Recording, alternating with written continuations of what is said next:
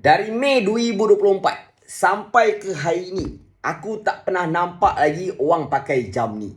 Jam yang aku maksudkan adalah TMJ Manga.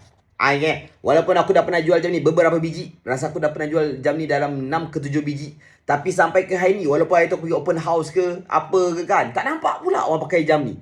Aku tak tahulah yang beli jam dengan aku selama ni, yang 6-7 orang tu, adakah jam ni sekadar koleksi ataupun dia bawa pakai untuk berjalan-jalan ke, aku tak pasti lah. Tapi selama dia rilis daripada bulan Mei 2024 sampai ke saat ini, sampai ke hari ini, aku tak pernah nampak dekat luar orang memakai jam ini. Jam TMJ Manga ni antara model GA2100 punya series yang paling mahal pernah aku jual.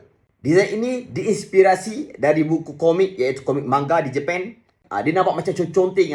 Kau macam Abang Sami paintbrush yang biasa conteng kereta, kapal terbang apa semua tu tak? Dia macam Abang Sami conteng jam ni. Dia punya design tu.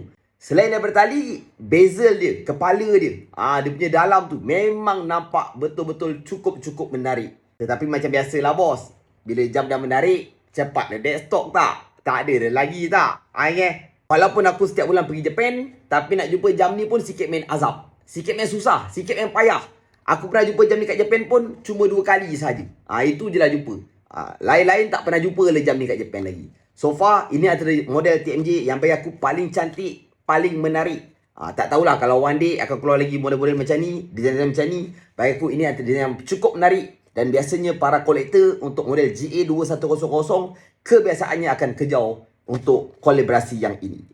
GA2100 MNG, Dash 2 dan juga Dash 7.